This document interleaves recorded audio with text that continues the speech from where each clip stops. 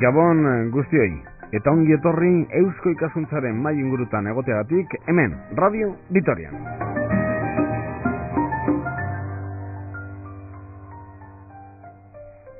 Un tren que unía Guipúzcoa con Navarra, atravesando Álava. Un tren que, desde luego, ha sido parte de la historia de muchos de ustedes que nos escuchan. Un tren que desapareció en diciembre de 1967. El Trenico, el Vasco Navarro.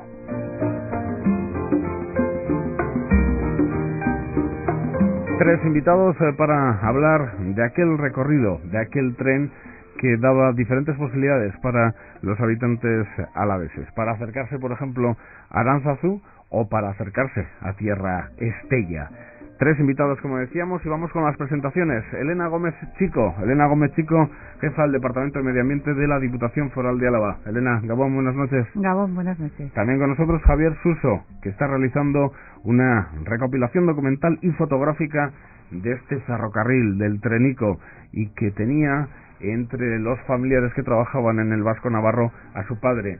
Javier Suso, Gabón, buenas noches. Hola, buenas noches. Y Óscar Arranzola, coordinador de la revista Mendialdea, revista que tiene como lugar geográfico y como lugar de trabajo la montaña alavesa. Óscar Arranzola, Gabón, buenas noches. Gabón, buenas noches. Bueno, Elena, por dar unas primeras pinceladas, ¿cuántos kilómetros pueden recorrer por Álava de ese antiguo Trenico y cuántos de ellos están ya convertidos en lugar para, decías, vehículos no motorizados? Eso es, bueno, el trazado del Vasco Navarro tiene en Álava una longitud aproximadamente de unos 63 kilómetros y medio. Bueno, en Guipúzcoa tiene 47 kilómetros y en Navarra tiene 29,5. Somos los que más trozo de Trenico tenemos. Ahora mismo, con las obras, los trabajos que ya llevamos casi 15 años trabajando en la recuperación de la vía verde, hay puestos en servicio en este momento aproximadamente unos 50 kilómetros de los 63,5 kilómetros. Por lo tanto, un porcentaje altísimo ya del antiguo ferrocarril, del antiguo Vasco Navarro. Javier, también una pincelada. ¿Cuál era el trabajo de tu padre en el Vasco Navarro? Mi padre era contador del Estado de Hacienda. Entonces, era una de las personas que estaba en contabilidad y se encargaba de manejar las cuentas del ferrocarril. Pero bueno, él siempre se consideró ferroviario, aparte de que el tren pasaba por su pueblo, entonces era su tren. Precisamente dicen, no sé si es cierto, que una de las razones para su desaparición fue que no era rentable en el 67. No, y era cierto que no era rentable, pero por ese mismo motivo había que cerrar Renfe Iberia. ¿Y tu visa? Exactamente. Pero no era rentable y es cierto que no era rentable. Pero sí que es cierto que nunca se tuvo que cerrar porque era un tren necesario. Era un tren socialmente rentable. Exactamente, y sobre todo en el Alto Deva. En el Alto Deva movía muchísimos pasajeros entre los pueblos y sobre todo gente obrera. Entonces, cuando se cerró, incluso hubo un último intento de no cerrar el tramo del Alto Deva, desde Escoriaza hasta Vergara y el ramal de Oñate, pero no se consiguió, o sea, era una orden de Madrid y no hubo vuelta de hoja. Ahora, Javier, el Departamento de Transportes del Gobierno Vasco plantea para esa zona del Alto Deva, para que veamos la necesidad que hay en la zona de transporte público, un tranvía. Es que además en muchos tramos va por el mismo sitio por donde iba el ferrocarril Vasco Navarro. Eso me comentaba una persona conocida en el País Vasco, que es Pepe Zubía, secretario general de Confebax, y su padre fue uno de los últimos ingenieros del ferrocarril Vasco Navarro. Y claro, él vio a su padre sufrir lo mismo que al mío. Y fueron personas que lo defendieron a muerte. Y me decía que después de 40 años es triste que el tiempo les haya dado la razón, ¿no? Y que algo que nunca se debió cerrar, se cerró, y ahora resulta que se va a hacer un tranvía exactamente por el mismo sitio que iba el Vasco Navarro. Quien os habla en la niñez jugó, por ejemplo, mucho en el antiguo recorrido del Vasco Navarro, en la Llanada Norte. No os voy a dar más pistas. Pero comento esto porque esto del Trenico, yo que también tengo recuerdos de la niñez y entre los familiares grandes recuerdos de el Vasco Navarro, esto del Trenico le llamaréis en montaña alavesa, Trénico, pero de la zona de Álava que soy yo, Trénico no es el Vasco Navarro. Hombre, Trénico se llama, yo creo que por influencia claramente Navarra. Estamos ahí lindando con Navarra, los pueblos de la montaña, bueno, pues son prácticamente navarros. Hay, ya lo sabes tú, Ismael, hay muchos casamientos, hay muchas relaciones establecidas con gente de Tierra Estella. Por ejemplo, mi abuelo lo utilizaba para ir a Aránzazu. Me imagino que en vuestra zona para ir a Tierra Estella. A Tierra Estella, ahí se han fraguado muchísimas familias y bueno, y relaciones comerciales también muchísimas. Tiene una historia que traspasa el propio ámbito de lo que es un medio de locomoción que fue revolucionario en su época, pero fue revolucionario más allá de, como decimos, de ese ámbito propiamente mercantil o comercial. ¿Por qué se crea y cuándo se crea esta línea de ferrocarril? La idea surge en 1879. La idea es una idea de los hermanos Herrán de Vitoria, y se va fraguando poco a poco y se llega, digamos, a la construcción del primer ramal y a su inauguración en 1889, perdón.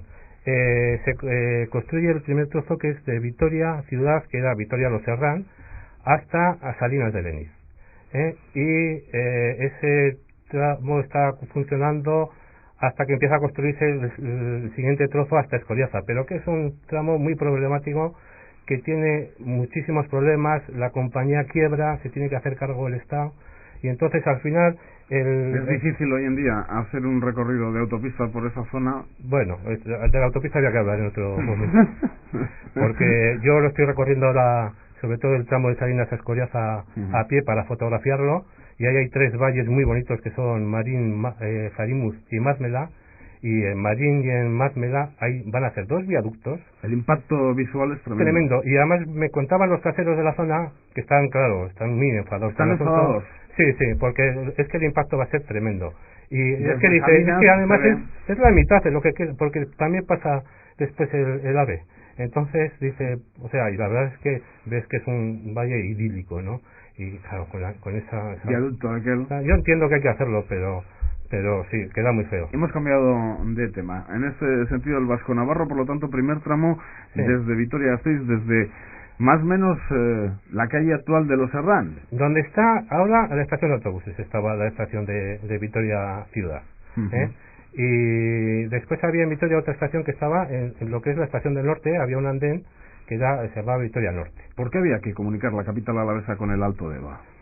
Porque querían hacer una unión con otro tren para ir a Bilbao y a San Sebastián. Entonces, la Y vasca. Exactamente, pero del siglo XIX.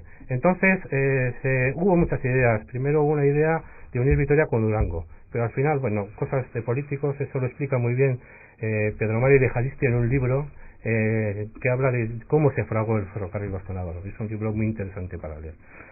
Y al final se decidió ir a Vergara. Pero porque allá conectaba el Mázmela con otro ferrocarril que iba hacia Bilbao. ¿Y Tierra Estella, salido hacia el Mediterráneo o...? No se sabe muy bien. O sea, ahí hubo varios proyectos. Se pensaba... Porque claro, montaña alavesa para Álava tiene gran importancia, sí, pero la densidad de población para hacer un tren no pero se hizo ahí por Chiripa, porque estuvo a punto de llevarse por La Rioja ese tren, en vez de ir por Estella. Y después había ramales que salían desde Los Arcos hacia La Rioja y no se construyó. Al final se construyó eso y eso quedó. Eso se lo debemos a Eduardo Dato. Sin saber muy bien, entonces, presidente de gobierno, y puso la tela para... Sin saber muy bien por qué a Tierra Estella, por qué razón concreta. Me imagino que razones políticas. Yo creo que también hay unas razones comerciales claras.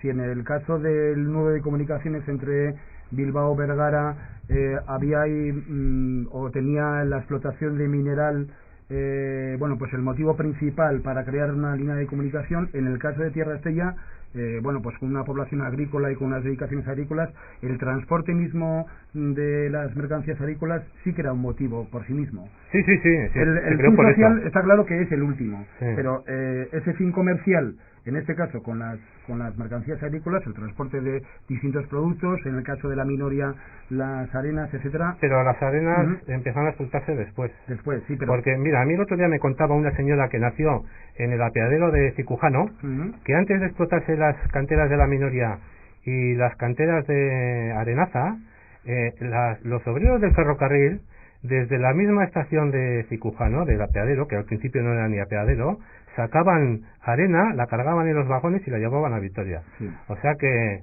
lo de la explotación de las arenas de Chávez, yo recuerdo a mi padre contar que Chávez empezó con una carretilla cargando en el tren y trayendo la Vitoria. O sea, empezó así. ¿Y cómo va, Y Chávez? ahora está como está, ¿no?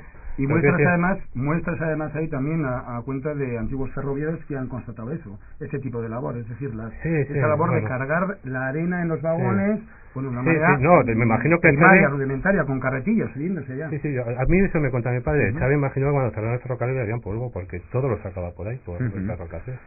En los recuerdos de la familia, Óscar, ¿qué tiempo costaba desde Santa Cruz de Campezo, por ejemplo, hasta Vitoria-Gasteiz llegar con este tren? Creo que era alrededor de 1 hora y media, algo así, porque el recorrido total hablan de 2 horas y cuarto, 2 horas y media, enlazando de Vitoria a Estella. Más o menos por ahí las crónicas y los apuntes históricos locales más o menos hablan de ese tipo de recorrido, siempre y cuando no hubiese ningún tipo de incidencia, claro. Siempre y cuando el viaje fuese más o menos normal, cuando nadie se tenía que bajar por un motivo extraño, cuando no había una nevada y entonces tenía que venir la Teresita que le llamaban a una locomotora especial que se encargaba de asistir a las máquinas para engancharlas y remolcarlas. Hay anécdotas. Pero ¿sabes por qué era la Teresita, no? Porque era de vapor. Era de vapor. Y el tren era un tren eléctrico ya, era un tren modernísimo, sí. Pero claro, en la nieve los eléctricos patinaban. Entonces cogían la Teresita, que era de vapor, y lo remolcaban. Sí. Hombre, estamos hablando desde luego de en cuanto a obra de ingeniería y en cuanto a medio de locomoción, de lo último que entonces se inventó. En el momento en que lo electrificaron, el ramal de Vitoria-Estella lo inauguraron en el año 27 y en el año 29 lo electrificaron. Y en ese momento era, según mucha gente, el ferrocarril más moderno de Europa. Sí. De vía estrecha, de métrica que llaman, o sea, de las vías tienen 1 metro solo. De toda Europa, sí, así se recorre. Entonces era modernísimo, lo que pasa es que después se abandonó. ¿Y tu padre de dónde recogía para las cuentas de aquel tren más dinero? ¿De Vitoria hacia el Alto Deva o de Vitoria hacia Estella? De Vitoria hacia el Alto Deva. Había muchísimos más pasajeros. A pesar de que en Montaña Alavesa yo te diría que de Llanada Norte, de Vitoria-Gasteiz hacia el norte, no recuerdo, creo que la gente no tiene tantos recuerdos como en Montaña Alavesa. En Montaña Alavesa al tren se le tiene mucho cariño. Mucho. ¿Por qué ese apego? Yo creo, Javier, no sé, coincidas conmigo, Porque yo creo se va a enfadar alguien conmigo en Urbina o en Luco, pero no tiene por qué. En Urbina y en Luco no se habla tanto sobre este tren como en Montaña Alavesa. Porque ha calado muy hondo en la sociedad, es decir, todo el mundo, todas las familias tenían una persona que o era capataz o había trabajado en el mantenimiento de las estaciones, de los convoyes, era guardabarreras, guardarraíles, algo tenía en relación a este medio de locomoción. Y además fue durante muchos años su medio de subsistencia de muchas familias. Eso es cotejado, vamos. No hubo manifestaciones cuando desapareció, quejas, nadie dijo nada. Que yo sepa, no. Y además el problema fue que las instituciones no lo apoyaron nada. O sea, no es que, o sea, sí que lo apoyaron, pero las cosas hay que apoyarlas con firmeza y con rotundidad, y no se apoyó. ¿No supuso para alguien, para una parte de la población, pues una pérdida de transporte público? En el Alto Deva, ya te digo que a los obreros tuvo que hacer polvo. Pero nadie se quejó. No. Pusieron unas líneas de autobuses con mucha más frecuencia y tal, pero eso duró los años que duró. La Vergaresa y la de Estella, que no me acuerdo cómo se llama. Pues, pero duró los años que duró. Después, pues no había casi autobuses. Hombre, ya había muchos coches. La verdad es que 70, ahí, Javier, perdona que te interrumpa, pero en torno a lo que decimos antes fuera del micrófono, sí que me gustaría señalar una cosa, y es que la propia historia del Vasco Navarro esconde cosas que yo creo que no han salido a la luz ahora que estamos hablando de la desaparición. Puedes llamarle Oscar el Trenico, Puedes llamarle como en casa el Trenico. Sí, en plan más familia, sí, el Trenico. Que sería interesante recoger ya no solamente de la historia oficial, como digo, sino de testimonios de gente de los pueblos que pueden aportar cosas. Entonces, sí que está claro que algunos aportan el dato de que no le supuso demasiado el perder el vasco navarro, porque ya para entonces era un medio deficitario y estaba casi como despendolado. Llegó un momento en que nadie pagaba ya ni los billetes porque todos eran familiares, etcétera, y tampoco se veía aquello con mucho futuro. De hecho, bueno, pues muchas de las personas que lo abandonaron tuvieron muchísimos problemas para cobrar las indemnizaciones, se tuvieron que marchar a otras líneas, Bilbao, Amorebieta, Mallorca. Yo tengo un tío, por ejemplo, que ha vivido, bueno, tengo tíos en Mallorca porque mi tío, en su momento, se marchó, tuvo que emigrar a Mallorca.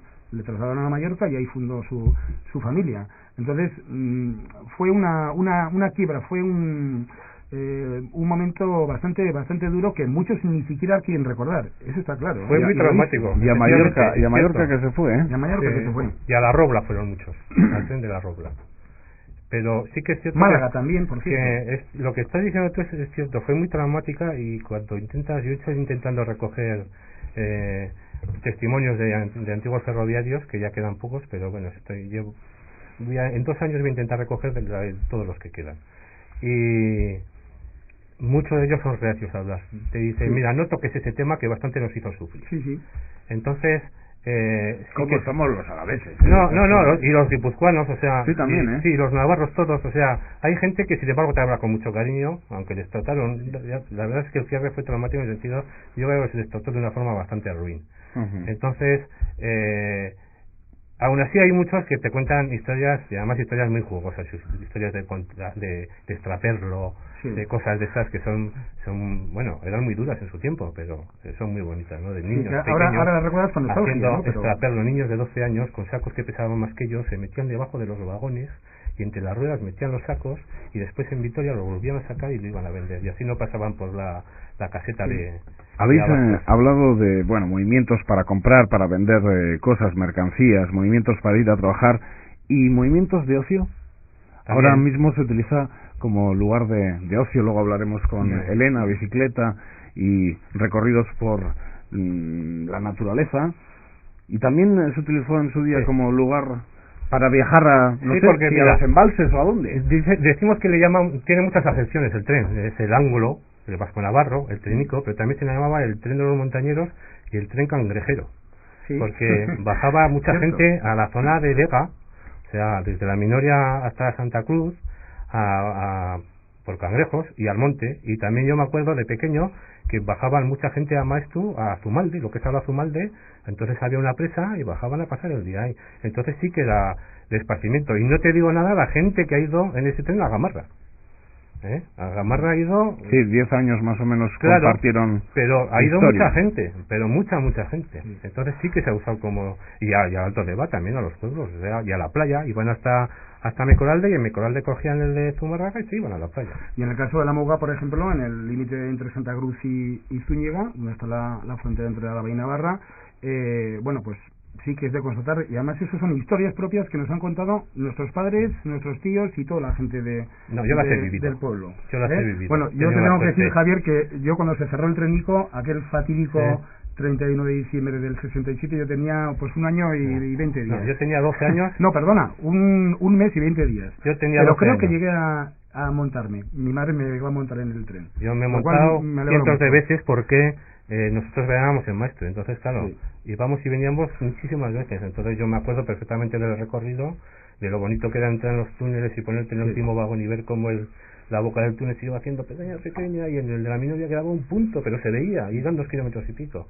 O al revés, o te metías con el maquinista y veías cómo se iba haciendo cada vez más pequeña, o sea, más grande, ¿no? La boca como se iba abriendo, y yo me acuerdo perfectamente de ese tren. O sea, No, pero en ese recuerdo quería también recordar lo que han recordado y nos han transmitido nuestros más mayores, la importancia social que tenía, por ejemplo, en todo de Santa Cruz, todo el movimiento de los bailes.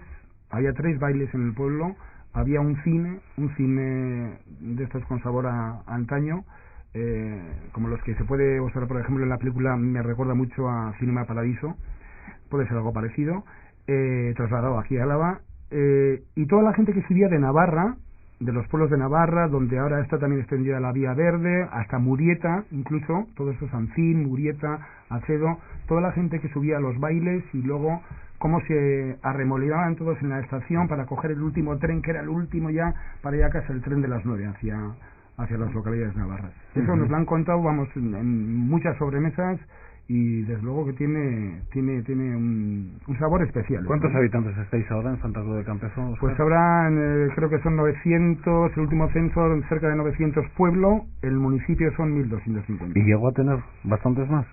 Sí. ¿Cuántos? Llegó a tener, bueno, tampoco no podemos hablar de un boom por aquel hecho, porque entonces todos los pueblos tenían más habitantes en general, pero bueno, yo creo que hasta 2000 así ya llegó a tener. Santa Cruz de Campezo.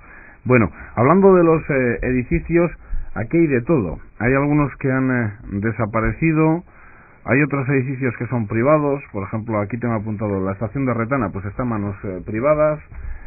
Hay otros que son de instituciones públicas, por ejemplo Mendicoy, en Maestu. ¿Hay alguno de esos edificios? Mendicoy en Maestu ahora hay ayuntamiento. Ya no está Mendicoy, es verdad. ¿Hay alguno de esos edificios que la Diputación Foral de Álava tiene o trabaja en él, Elena? No tenemos ninguno. Sí que tenemos en proyecto en hacer el traslado del punto de disposición pública de bicicletas que hay en Antoñana, que es un local que fue cedido por la Junta.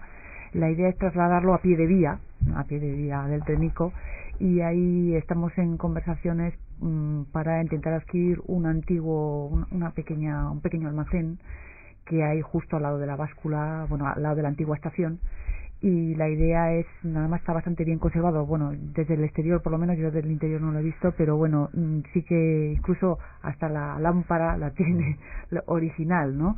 La farolita esta exterior. Entonces, la idea es hacerse con él para habilitar allí pues un punto para trasladar el punto de disposición pública de bicicletas. Las bicicletas de Antoñana.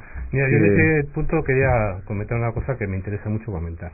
Yo estoy intentando, ahora con la ayuda de la asociación Landazuri, defender un edificio que hay en Vitoria del Ferrocarril, que es el único edificio que queda en la ciudad de Vitoria del Ferrocarril, que es el edificio de automotores que estaba situado en la estación de Olariz.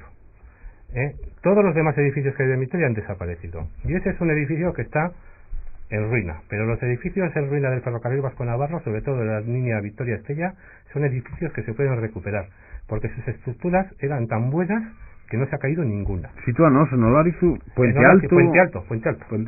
Está a la orilla del río Recaleor, muy cerquita de un silo que hay grande. Entonces, ese edificio... Sí, el silo, nuestros oyentes ahora tienen que tenerlo, el silo en esa zona. Ese edificio lo van a derribar porque el plan de urbanización de la zona pasa por encima. Entonces lo he intentado defender ante el gobierno vasco para que lo protejan. La asociación Landazuri me va a ayudar y vamos a intentar por todos los medios de que no lo tiren, porque la vía verde va a pasar por ahí, porque la unión de la vía verde del norte de Álava con la unión de la zona de la Llanada, de la sur, pasa desde Gamarra a través de Salburua y a través del río de Recaleor y llega justo ahí. Entonces nos parece un punto perfecto para que ese edificio se haga algo sobre el ferrocarril, un punto de alquiler de bicis y un punto temático, o con un museo pequeño del ferrocarril, o con un sitio para cosas del ferrocarril o de la vía verde. Y nos parece que es importante porque es un edificio con sabor ferroviario. A mojaros. ¿Cuál es la estación, o cuál era la estación más bonita que tenía el Vasco Navarro que pasó por Álava? Yo voy a decir que Maestu, él va a decir que Santa Cruz. Por supuesto que Santa Cruz, pero no solamente porque sea de Santa Cruz, yo te la voy a defender porque en la historia se ha reflejado esa estación como la más importante por su esbeltez. Como edificio era verdaderamente singular, de estilo victoriano, con influencia claramente inglesa, tenía muchos edificios, pero el edificio principal era, la verdad es que muy esbelto, de Vitoria a Estella. Yo creo que sí. Yo creo que no tienes razón. Tienes razón tú. Era más importante en el sentido de que era un edificio más grande y tal, pero yo creo que el más singular de todos es el de Maestu, sin ninguna duda. A ver, fotografías. Tenemos fotografías. En este caso, esta es la de Santa Cruz. La de Santa Cruz, donde desgraciadamente pues ahora está ocupado por una urbanización, y ese edificio, como tantos otros, en su momento se dejaron morir lentamente y nadie hizo nada al respecto. La verdad es que unos por otros era un momento en que los terrenos eran de FEBE, las estaciones no se sabía muy bien de quién eran, se estaban esperando nuevos proyectos turísticos de vivienda. ¿Cómo se dice? Por un tema por otro se dejaron caer. ¿Cuál era más bonita? Pues las dos, ya está, las dos declaradas. Sí. Hombre, ciertamente la de Maeztu tiene un sabor especial, y hay que reconocerlo así, y tiene el valor de que se ha conservado. Exactamente. Eso es lo principal. Y se ha estaba en conservado ruina, tal cual. ¿Y cómo es posible? ¿Por qué se ha conservado la de Maeztu y sin embargo la de Santa Cruz ha caído? Pues por desidia. La de Santa Cruz ha caído por desidia de la gente de Santa Cruz. Y ahora les da pena, claro. Pero, y a mí, en esto es lo que claro que hay que reconocerlo. Y la de Maeztu, al final, mira, mi padre luchó porque no se cayese esa estación muchísimo. Y gracias a Dios, cuando murió, vio cómo se estaba restaurando. No la vio restaurada del todo, pero vio cómo se estaba restaurando. ¿Quién se implicó? Pues me imagino que el ayuntamiento de Maeztu, al final. No sé decirte con exactitud. Al principio esto fue una restauración emprendida en el año 1990 con motivo de la instalación en ese lugar de la primera sede de Mendicoy. Sí, pues entonces llamado el Centro de Desarrollo Rural, que sonaba aquello a chino. ¿Qué es esto? ¿Qué nos ponen aquí en la montaña? Y era un centro para todo Euskadi. Es una institución que ahora está enclavada en Arcaute, pero que entonces empezó a funcionar en la montaña dentro de aquellos... La modificaron un poquito, subiéndole el último piso un poquito más. Programas 5B para zonas desfavorecidas. Le dio mucha vida, la verdad es que aquello la salvó. Los funcionarios igual estaban un poco más molestos para dónde nos llevan, pero bueno, hay que recuperar un organismo como Mendicoy, y hay que recuperar las zonas rurales precisamente. Bueno, vamos a centrarnos ahora, si os parece, en lo que ha hecho la Diputación Foral de Álava para recuperar el recorrido y mostrar también la naturaleza que se puede ver desde ese recorrido. Vosotros, como personas que queréis mucho al tren, la historia, ¿os parece que la iniciativa de la Diputación Foral de Álava es estupenda a esos niveles, recuperar el recorrido por lo menos? Sí, desde luego. Todo lo que sea recuperar ese trazado, recuperarlo incluso del olvido y de la pérdida de muchos de los kilómetros que han sido literalmente sepultados por la iniciativa privada, por intereses privados. Fincas que se han apropiado de trozos de terreno, particulares que se han apropiado de trozos de terreno, que ahora se está viendo en su recuperación que daña un poquito más con el tractor, que se me ha dañado, y además eso hay que decirlo. Yo ya soy Ismael, que no va allí alguien a poner el mojón, hasta aquí llega su terreno. Siempre defiendo, esto es del tren, defiendo a los vecinos, pero en este caso sí que hay que decir en el debe de muchas personas que en un momento determinado les ha parecido que eso ha sido suyo, y se ha demostrado, además, se demostró el año pasado y el año anterior, cuando la empresa de Eulen, creo que fue Eulen, hizo la restauración de parte del recorrido en Antoñana y en Campezo, plantó árboles, y hubo personas que literalmente cortaron esos árboles, cerraron esos árboles porque no querían que eso les dificultase el acceso a las fincas. En este caso se podría hablar de agricultores, propietarios, etcétera, pero hasta ahí puede llegar el punto de apropiarse o de creer que una cosa es tuya cuando verdaderamente no lo es una cosa de todos. Entonces, pero, todo lo que sea restaurarlo... ¿Sabes qué pasa? Que ha estado 30 años abandonado. Claro. Entonces, claro, 30 años abandonado significa que al final... pero tenía dueño. Ya tenía dueño, pero estaba abandonado, entonces no era de nadie. Realmente, claro que todo el terreno tiene dueño, pero entonces la gente, pues al final, pues lo va cogiendo, y gracias a Dios que en muchos sitios o había taludes, o había trincheras, o estaba en alto, que si no se habían hecho muchas más barbaridades. ¿Hay algunos tramos ahí, Elena? Sí, mira, que cuando empezamos a trabajar con uno de los problemas que se ha enfrentado la recuperación del Vasco Navarro, ha sido el que aproximadamente el 50% del recorrido estaba en manos privadas, o de FEBE. Cuando empezó la Diputación a trabajar en ello, pues un 40% estaba en manos todavía de FEBE y el resto mucho en manos privadas.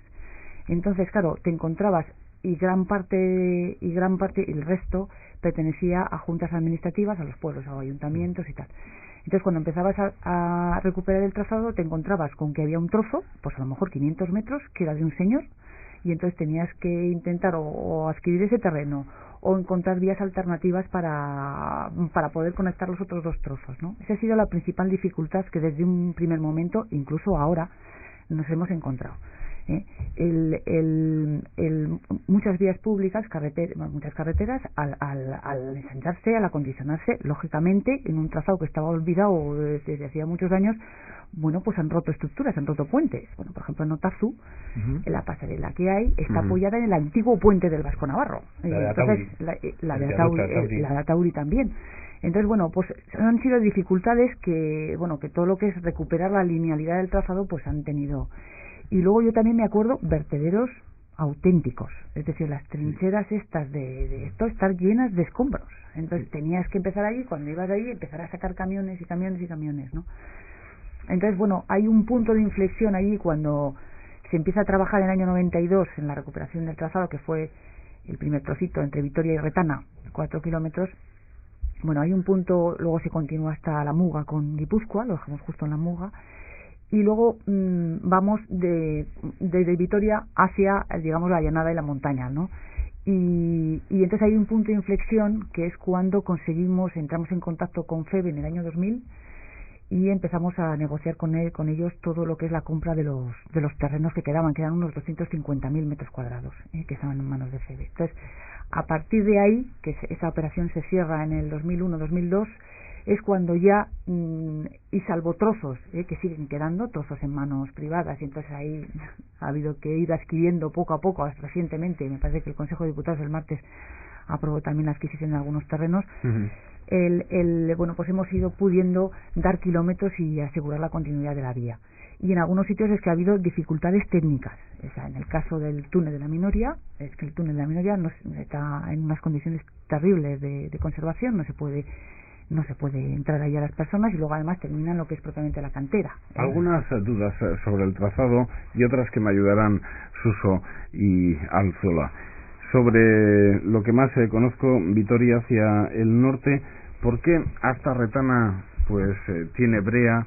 Luego entras, ya no sé muy bien ahí en Retana lo que hay que hacer, si seguir hacia Luco Urbina o hay que coger hacia Márita. Hay dos vías. Bueno, vamos a ver, el primer tramo, esto ha sido un poco de discusión interna a nivel a nivel de Diputación, ¿no? Realmente un corredor viario, una ruta verde, una vía verde, si había que darle un tratamiento duro de firme hormigón o asfalto o brea, o había que darle pues un tratamiento más blando, ya con un árido natural, una zahorra, que es lo que se viene utilizando, ¿no?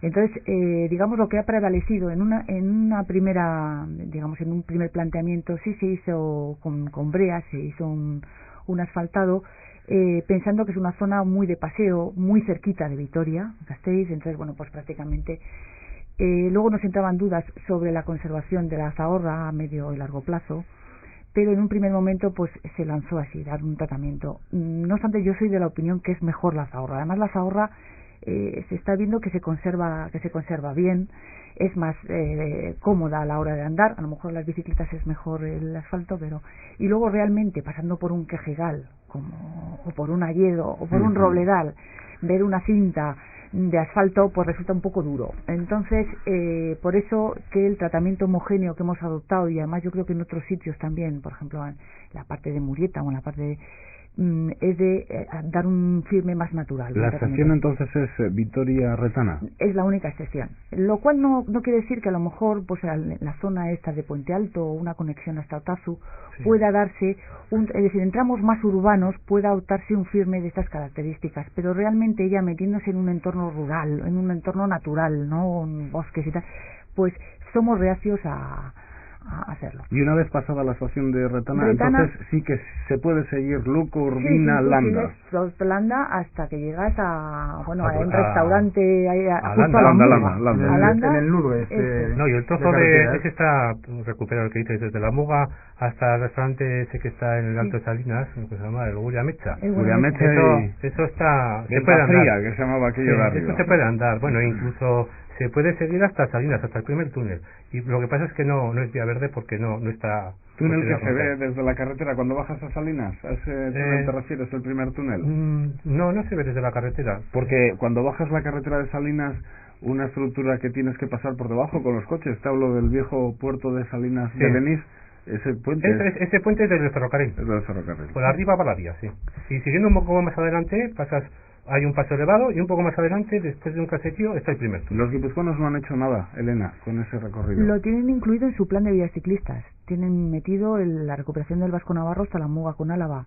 Pero tienen dificultades, es decir, el puerto de Salinas de Lenis y todo el montón de infraestructuras que tienen ahí, la autopista, tienen dificultades, pero sí está incluido en su rehabilitación y además lo estamos esperando porque la obra de la autopista lo reclama la gente, es decir, de poder, además el embalse, que es una zona, conecta además en Landa, se conecta con la ruta verde del embalse, con los 45 kilómetros, ¿no? Entonces mucha gente pide, ¿no? Pues la posibilidad de acercarse a Guipúzcoa, ¿no? Pero bueno, en principio, que yo sepa, no hay un calendario a corto plazo para, no sé si... No hay. Javier, no hay, porque yo estoy en contacto con la gente de Escollaza y quiero reivindicar esa zona. Lo que pasa es que ya la autopista se ha comido parte del trazado del ferrocarril. O sea, tú vas por el trazado y de repente te encuentras un montón inmenso de tierra que es la autopista que va a pasar por dentro, te lo ha costado. Y eso lo ha hecho, y en otros sitios para hacer el pilar se ha comido también la vía. Pero bueno, son cosas que después de ver lo que se ha hecho con lo de la minoría, eso va a ser mucho más fácil de recuperar. Y si recuperan el trozo de Salinas a Escollaza, será una de las vías verdes más bonitas de todo el estado, sin ninguna duda. A pesar de la autopista y de la vía. Pero hay intención. Sí, yo creo que sí que hay intención, lo que hace falta es dinero. Ya, lo de siempre. Porque es una... Y coordinación. Pero yo tengo confianza en que se va a hacer. O sea, mira, yo cuando empecé a hablar de este tema fue en el año 98, que era cuando estaba hecho lo que dices tú, Elena, de Durana. Sí.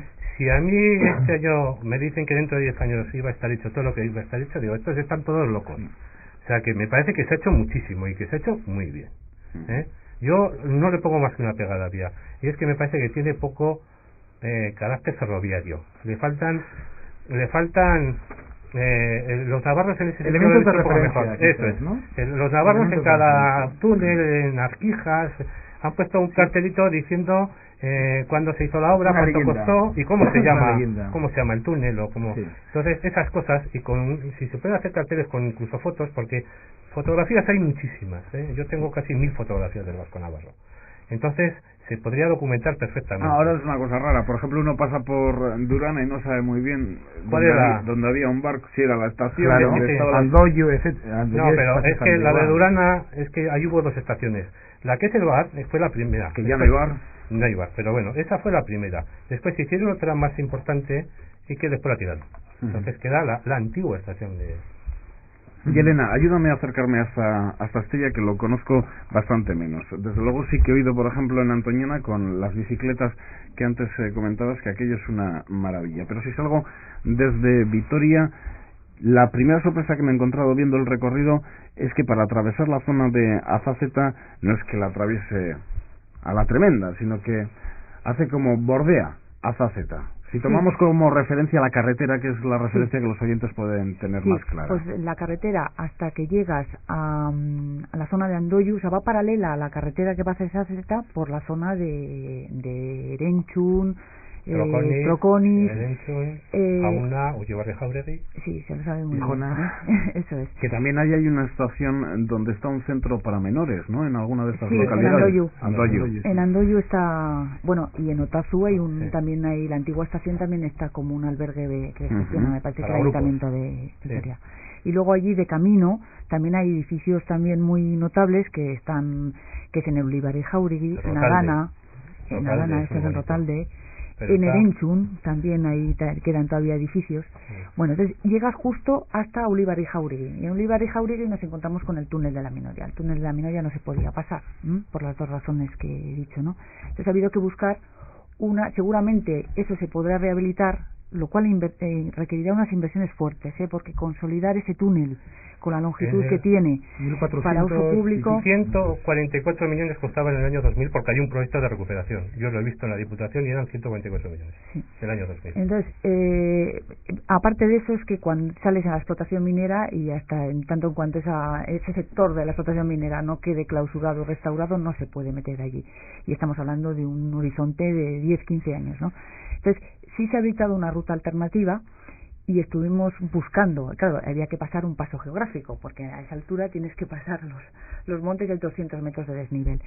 El punto más favorable que vimos fue el puerto de Areñu, que cogiendo pues un antiguo camino arriero, es un camino arriero. De hecho, cuando llegas, bueno, es un hayedo Vamos, precioso. que yo no llego. No, porque tiene unas pendientes del 12%, es decir, es un sitio para bajarse de la bici, el que vaya en bici. El que va andando es un hayedo con unos árboles preciosos, es decir, árboles paisaje que le llamo yo. Y luego llegas al alto, son unos 1 kilómetro y largo de recorrido, y en el alto, en el puerto de Areñu, se conserva. De hecho, nosotros no hemos roto. Hay una parte como un pequeño desfiladero, nada, son 5 metros, 10 metros, en los que se observan en la roca las muescas de los carros.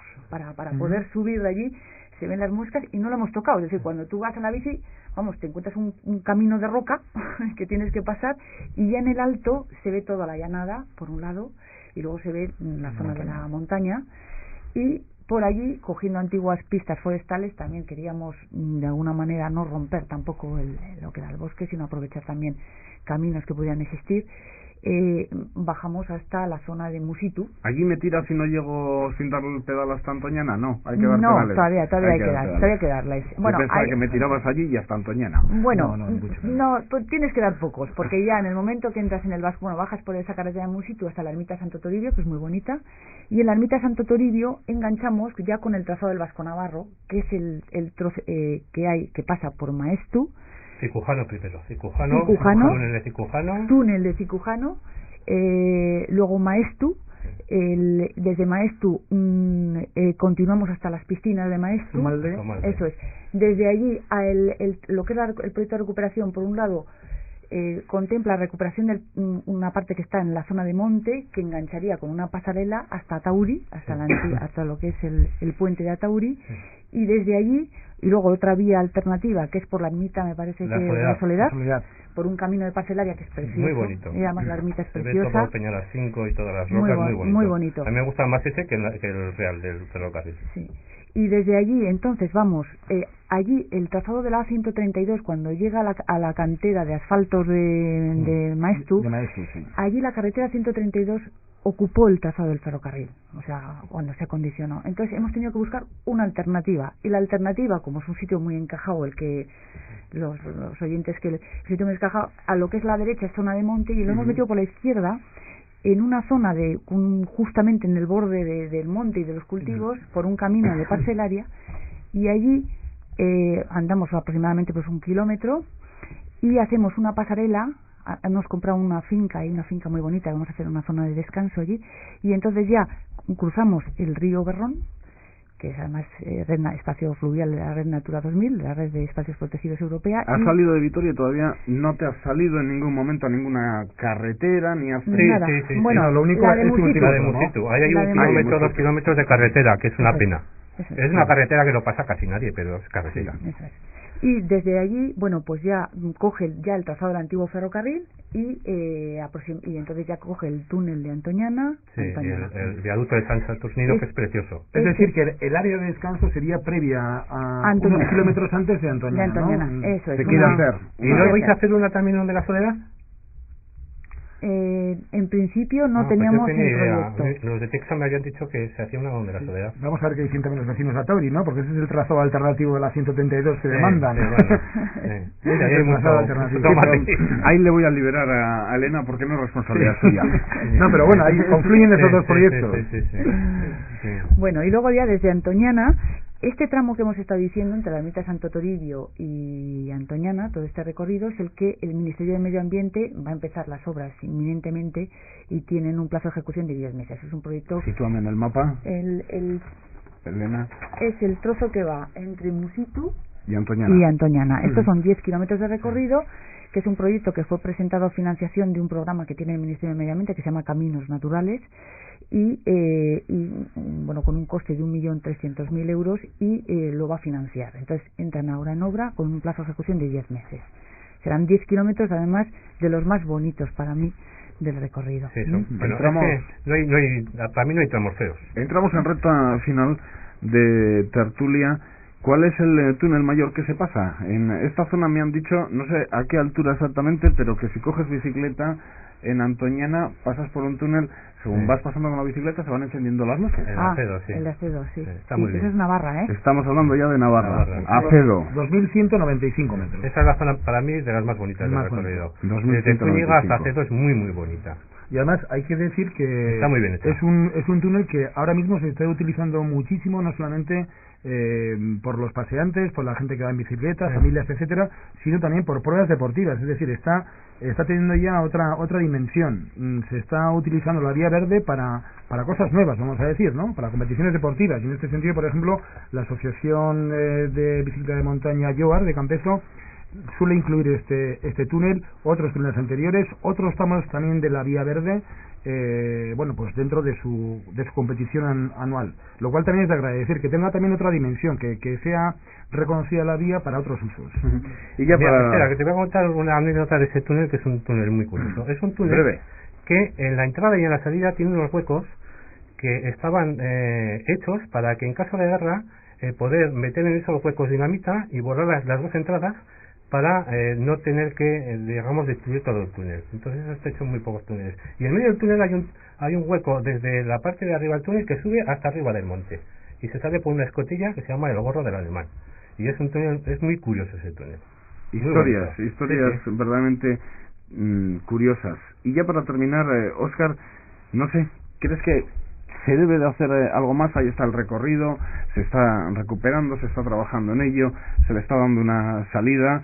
Desde luego que ya no podemos volver al 67, no podemos volver a que las instituciones no se movieron, a que los alaveses no nos quejamos como nos teníamos que quejar, o vete a saber, bueno, la aquello ya ahí, no tiene historia, ¿no? La historia pero ahí, ¿y ahora crees que se tiene 40 que hacer años, un esfuerzo en qué? 40 años después yo, vamos, resumiendo y poniendo un poquitín lo más importante aquí sobre la mesa sería, lo primero de todo, mirar a los vecinos que han sido, muchos de ellos, protagonistas y testigos del Vasco Navarro, del Trenico. ¿Qué se les puede ofrecer a ellos? ¿Qué se merecen también? Yo creo que se merecen tener referencias cercanas de la historia, de todo lo que ha implicado el Vasco Navarro, llámese útiles, objetos, historias recopiladas, otras referencias, libros, pero que esté todo más o menos unido, que la gente... un museo. Estoy pidiendo, no sé si un museo, pero algo que centralice todo eso, un sitio cercano. Los vagones o parte de los materiales están en el Museo Vasco de Azpeitia. Efectivamente.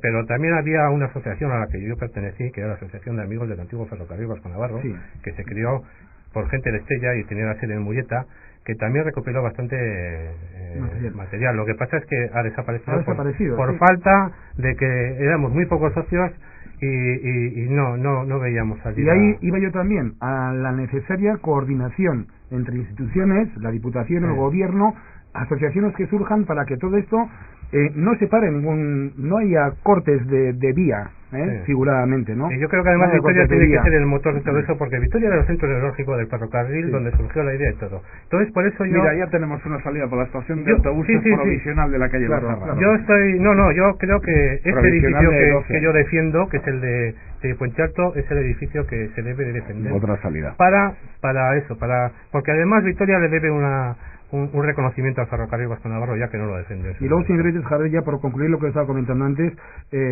mirar a los vecinos por una parte, sí, importantísimo. Por otra, el propio objetivo turístico que se persigue y que yo creo que es muy importante señalarlo, no solamente desde las instituciones, sino también desde las propias comarcas. En este caso, yo la que defiendo y de donde soy, la montaña alavesa.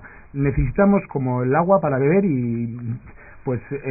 proyectos turísticos. Tenemos un desarrollo turístico que es el que va a dar algo de futuro. De momento, una invitación. Vayan hasta Antoñana y cogen una bicicleta y empiezan a andar en esas bicicletas. Quien les habla no lo ha hecho todavía, pero en breve lo hará. Bueno, pues Javier Suso, Elena Gómez Chico, Óscar Anzola, a los tres, muchas gracias. Muchas gracias por estar en una nueva tertulia de Eusko Ikaskuntza. Azken ohar bat bukatzeko, Eusko Ikaskuntzaren hizkuntza eta literatura sailak urtero bezala hitzaldi ziklo bat antolatu izan du Gasteizen. Aurten literatura eta sinema gaia jorratuko dugu. Hitzaldi guztiak Euskal Herriko Unibertsitateko Arabako errektoreordetzaren izango dira. Goizeko 10:00 martxoko eta apirileko asteazkenetan. Informazio gehiagorako Eusko Ikaskuntzaren bulegoarekin harremanetan jar zaitezkete. 9452315 sarrera librea da eta hitzaldiak zuen interesekoak izango direlakoan gaude. Datorren asteburu arte, aio.